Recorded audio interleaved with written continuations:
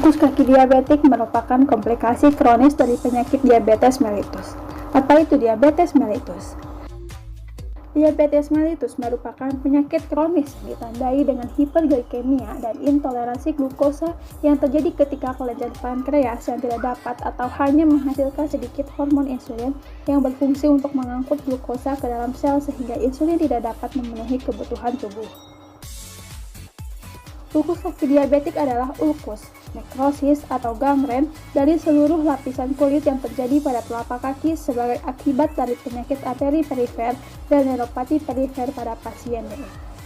Patogenesis utama ukus kaki diabetik yaitu neuropati, kemudian iskemia pembuluh darah perifer.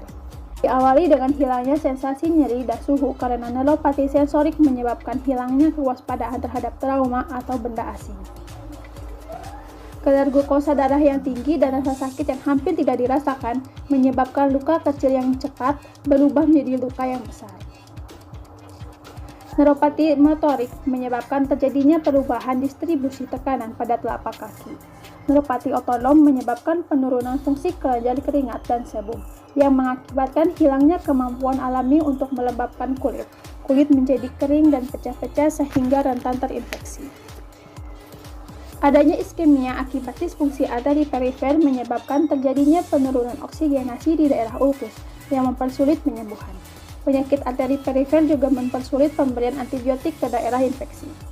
Upaya penanganan kaki diabetik dapat dilakukan dengan cara mencuci kaki menggunakan air hangat, mengeringkan kaki sampai sela-sela jari kaki dengan handuk, rutin melakukan pemeriksaan ke rumah sakit atau puskesmas, mengoleskan pelembab, memakai sandal atau sepatu yang sesuai, dan segera mengobati apabila timbul rasa kesemutan atau baal atau luka pada kaki.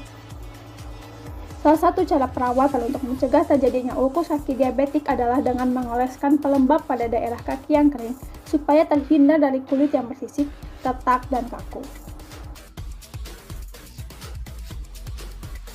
Selanjutnya akan dijelaskan formula salep sebagai pelembab ulkus kaki diabetik beserta cara evaluasi sediaannya.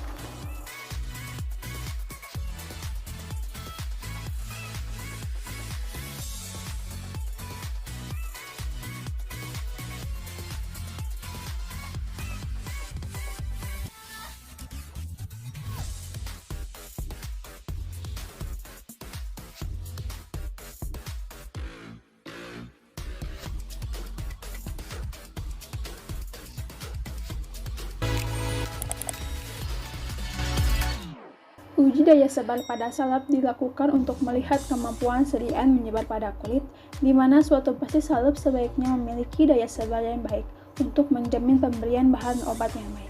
Standar dari evaluasi ini adalah diameter atau luas salep yang menyebar yaitu 5-7 cm. Berikut adalah prosedur kerja dari tes daya sebar salep.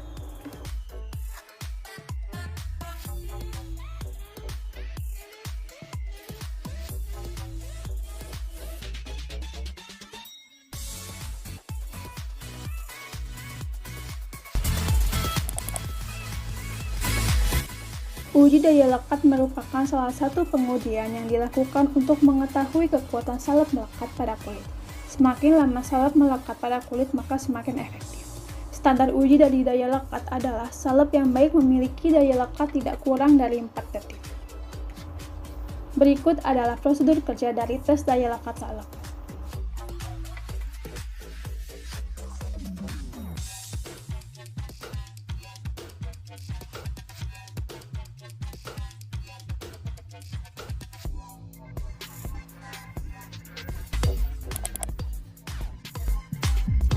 Pengujian daya proteksi salep dilakukan untuk mengetahui kemampuan salep untuk melindungi kulit dari pengaruh luar seperti asam, basa, debu, polusi, dan sinar matahari. Standar evaluasi ini adalah semakin lama terbentuknya noda merah, maka sediaan memiliki kemampuan proteksi yang sangat baik. Berikut adalah prosedur kerja dari kemampuan proteksi.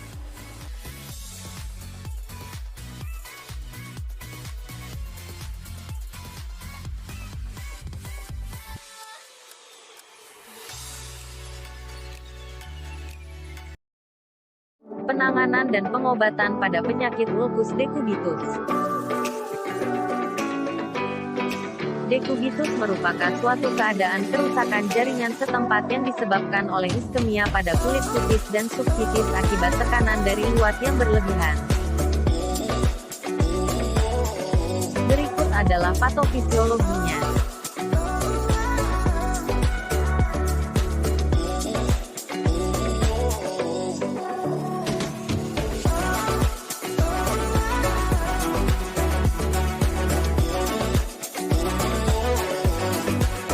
Penanganan dan pengobatan yang dapat dilakukan oleh penderita dekubitus. Penanganannya adalah 1. Pemberian obat seperti nutrisi antibiotik dan protein. 2. Perawatan luka. 3. Surgical atau mengangkat jaringan mati. 4. Merubah gaya hidup. Perawatannya. 1. Gunakan kain pelembab.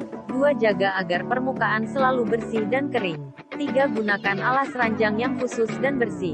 4. Ganti posisi setiap 1-2 jam sekali. Terakhir sering kontrol ke dokter. Formulasi sediaannya adalah ketoprofen 2%, lidocaine 2%, aluvera 0,2%, phenytoin 2%, misoprostol 0,00024%, vaselin album sampai 5 gram. Ambil dan buatlah krim. Digunakan untuk pemakaian luas. Fungsi pada zatnya.